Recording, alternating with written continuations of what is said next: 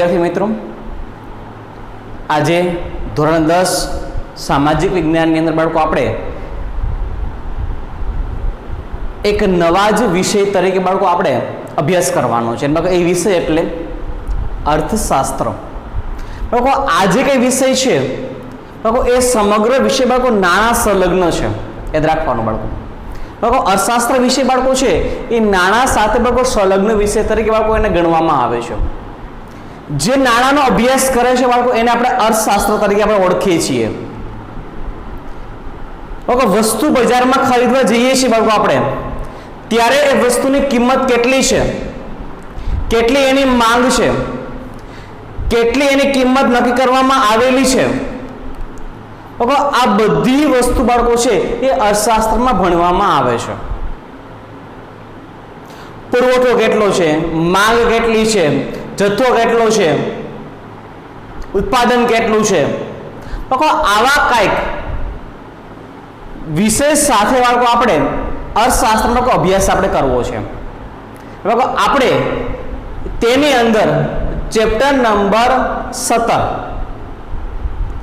भारतनी आर्थिक समस्याओं अने પડકારો। बाळको आपणी आर्थिक समस्याओं घणी बधी छे। बाळको आपणी सामे घणा बधा પડકારો छे। बाळको एनी अंदर बे बाळको आपणे जे काई आर्थिक समस्या बाळको छे एने विશે વાત કરવી છે અને બાળકો એ છે ગરીબી અને બેરોજગારી। તો આ પાઠનું નામ લખીશ બાળકો હું, બરાબર। આપણે શેના વિશે અભ્યાસ કરવાનો છે, બરાબર। ચેપ્ટર નંબર 17, બરાબર। અને એ છે ભારતની આર્થિક સમસ્યા અને બાળકો પડકારો। અને એની અંદર બે સમસ્યા એટલે બાળકો ગરીબી અને બેરોજગારી। બાળકો આના વિશે આપણે અભ્યાસ કરવો છે। ભારતીય અર્થતંત્ર બાળકો સમગ્ર દેશનું અર્થતંત્ર છે। આપણે આવક મેળવીએ છીએ, ખર્ચ કરીએ બાળકો છીએ, બાળકો એ આખે આખું ડિપેન્ડ કોના પર છે? બાળકો આપણે सरकार आपने रस्ता बनावी दे छे, सरकार आपने अनेक प्रकार की सुविधा आपने प्रोवाइड करे छे। सरकार आपने घणी बधी शिक्षण, आरोग्य, परिवहन, संदेशा व्यवहार, वाहन व्यवहार, वीजળી, बेंकिंग आ बधी सुविधा आपने प्रोवाइड करे छे अने ए पण विना मूल्ये। तो बाळको आपणे એટલું સમજી જવું જોઈએ કે આ બધું જ જેનો વિષય અભ્યાસ કરવાનો છે બાળકો, અને એ आ बधानो बाळको छे ए बधा जे के सेवाओं छे तो ए सेवाओं माथी बाळको आपणे कई सेवा लईए छीए, बाळको एना केटला पैसा आपणे चूकवीए छीए, बराबर। बाळको आ सिवाय बाळको आपणे वस्तु खरीदी करीए छीए, बाळको एमां पण गवर्नमेंटनो टेक्स होय छे। बाळको एवन तो वात न्या रही, मात्र ने मात्र बाळको 2 રૂપિયાની રિફિલ बाळको आपणे लईए छीए तो बाळको एमां पण गवर्नमेंटनो टेक्स एमां पण लागू पड़े छे। तो आ अर्थशास्त्रनी अंदर बाळको आपणे आवा ज कंईक नाणाकीय मुद्दाओ साथे अभ्यास करवो छे। बाळको एमां बाळको भारतीय अर्थतंत्र बाळको छे ए भारतीय अर्थतंत्रमां कई कई આવી આર્થિક સમસ્યા આપણને જોવા મળે બાળકો છે એનો અહીંયા યાદી બનાવું છું કે ભારતીય અર્થતંત્રની અંદર કઈ કઈ બાળકો આપણને આર્થિક સમસ્યાઓ જોવા મળે છે। તો કહેવામાં આવે છે કે ગરીબી, બેરોજગારી, भ्रष्टाचार, काळो नाणुं,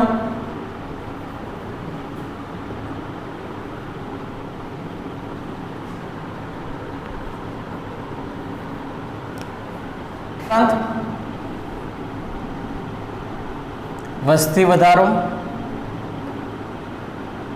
आतंकवाद अने મોંઘવારી। બાકો આ બધી જે કાંઈ દેશની અંદર જોવા મળતી પરંતુ આર્થિક સમસ્યાઓ છે, ગરીબી, બેરોજગારી, ભ્રષ્ટાચાર, મૂળ કિંમત કરતાં વધારે કિંમત લેવી, કાળું નાણું સંગ્રહ કરીને મૂકી દેવું, વધારાનું, અને બાકો તમારી જે કંઈ મિલકતો છે એ મિલકત કરતાં તમારી પાસે બાકો તમારી નોકરી કરતાં બાકો આવક વધારે હોય, કાળું નાણું, વસ્તી વધારો બાકો દેશની અંદર એક સમસ્યા છે, કારણ કે બાકો વિશ્વના અનેક દેશોની સાપેક્ષમાં બાકો આપણો બાકો જે વસ્તી વૃદ્ધિનો બાકો દર છે ને બાકો એ બીજા અન્ય દેશો કરતાં બાકો સૌથી વધારે છે. આતંકવાદ બાકો દેશની અંદર જોવા મળતી અને એમ કહેવામાં આવે છે કે પાડોશી રાષ્ટ્ર દ્વારા કરવામાં આવતા બાકો આવા આતંકવાદી હુમલાઓ બાકો આને કારણે બાકો દેશની બાકો છે એ બાકો દેશની તંત્ર બાકો છે, દેશની આર્થિક સ્થિતિ બાકો છે એ ખૂબ જ ગંભીર અસર પડતી હોય છે એના પર. આ ઉપરાંત બાકો મોંઘવારી, કોઈ પણ ચીજ વસ્તુના બાકો ભાવો છે એ સતત વધતા રહે તો એને કહેવામાં આવે છે મોંઘવારી. દાખલા તરીકે બાકો વર્તમાન સમયની અંદર બાકો જે શાકભાજી છે બાકો સોનું છે, ગોલ્ડ જેને કહીએ બાળકો આપણે કે જે 50 કે બાકો 60,000 ઉપર બાકો ચાલે 10 ગ્રામ બાકો એ જ આજથી 20 કે બાકો 22 વર્ષ પહેલા બાકો એની કિંમત નજીવી ખાલી માત્ર 3 થી 4,000 રૂપિયા 10 ગ્રામ બાકો આપણને ચૂકવવા પડતા આપણે બાકો એ આપણે આજે એમ કહેવામાં આવે છે બાકો કે 60,000 રૂપિયા બાકો ચૂકવવા પડે છે. આને કહેવાય મોંઘવારી બાળકો. તો આવી બાકો સમસ્યાઓ છે બાકો ભારત દેશની અંદર બાકો રહેલી છે. બાકો આમાંથી બાકો આપણે મુખ્ય બે સમસ્યા વિશે બાકો વાતચીત કરવી છે અને એ છે ગરીબી અને બાકો બીજી છે જે બેરોજગારી. બાકો એના વિશે આપણે ચર્ચા કરવી છે. બાકો સૌથી પહેલા વાત કરીશું આપણે ગરીબ અને ગરીબી કોને કહેવાય બાકો એના વિશે આપણે ચર્ચા કરવી છે. જે બાકો આપણે ગરીબીનો અર્થ આપી ગરીબીના લક્ષણો કયા કયા બાળકો છે એના વિશે આપણે અભ્યાસ કરવો છે. ગરીબીનો અર્થ અને લક્ષણો બાકો 3 ગુણમાં પ્રશ્ન છે પૂછાય છે. ગરીબીનો અર્થ આપી ગરીબીના લક્ષણો જણાવો. જે બાકો પહેલા આપણે અર્થ સમજીએ.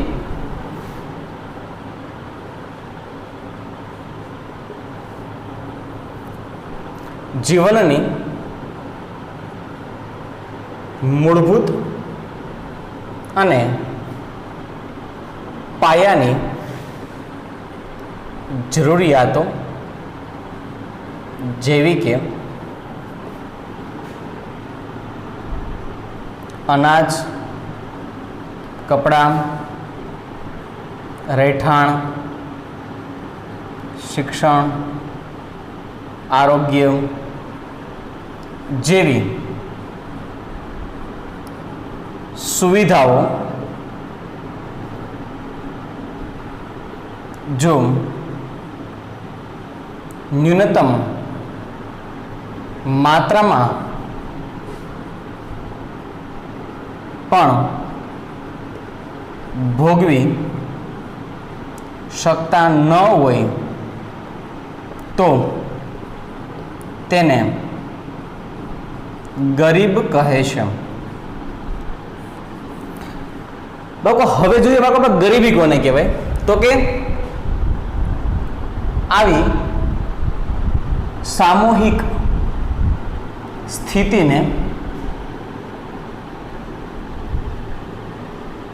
ગરીબી કહે છે. આ ગરીબીનો સૌથી પહેલા ખ્યાલ કોણે રજૂ કર્યો હતો તો ગરીબીનો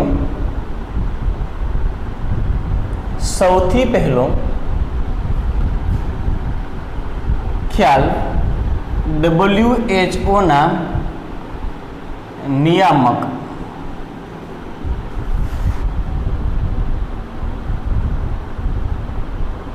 બોર્ડ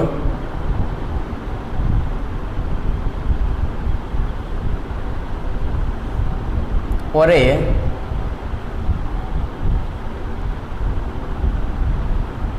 રજૂ કર્યો હતો.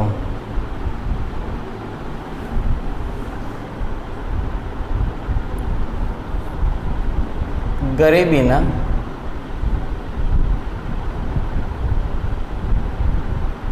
લક્ષણો. પહેલું,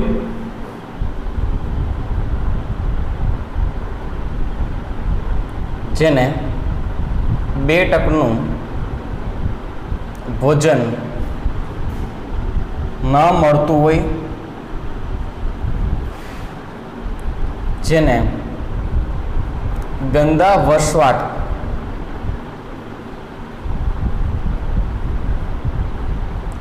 માં રહેવું પડતું હોય,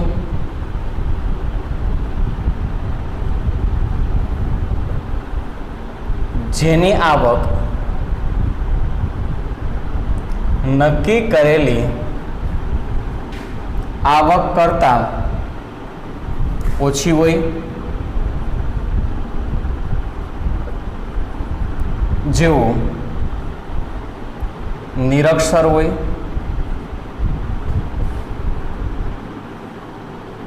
જેઓની કુટુંબની આવક ઓછી હોવાથી તેના બાળકોને બાળ મજૂરી કરવી પડતી હોય,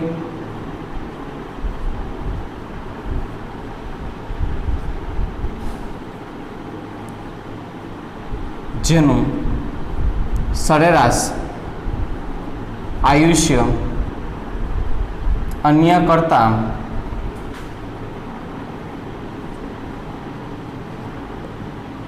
ઓછું હોય અને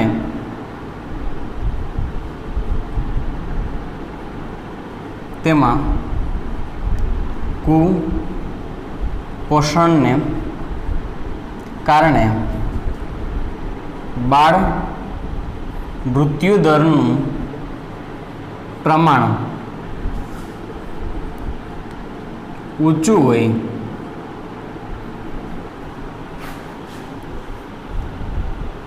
તો આવા લક્ષણો ધરાવતા કુટુંબનો સમાવેશ ગરીબીમાં થાય છે. તો સમજીએ ગરીબી અને ગરીબીનો અર્થ અને એના લક્ષણો. બાળકો અહીંયા તમારી સમક્ષ સૌથી પહેલા આપણે ગરીબ કોને કહીએ છીએ ખબર? આપણે જેની સામે જોઈએ છીએ અને જો એ અપ ટુ ડેટ વ્યવસ્થિત કપડાં પહેર્યા હોય, નીચે શૂઝ પહેર્યા હોય, બરાબર, એ વ્યક્તિ જો અપ ટુ ડેટમાં એ આવેલો હોય, કાર લઈને આવ્યો, બાઇક લઈને આવેલા હોય, તો આપણે એને ગરીબ નહીં કહીએ. ગરીબ કોને કહેવાય?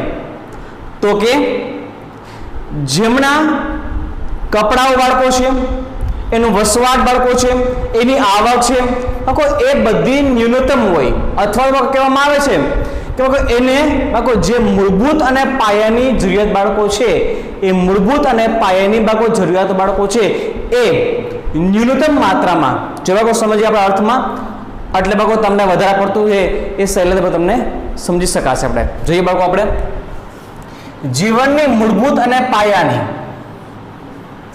જેના વગર ન ચાલે એ મૂળભૂત, અને એ સિવાયની એ સિવાયની જે જરૂરિયાતો એને કહેવાય પાયાની જરૂરિયાતો, જેવી કે અનાજ, કપડાં, રહેઠાણ, શિક્ષણ અને આરોગ્ય.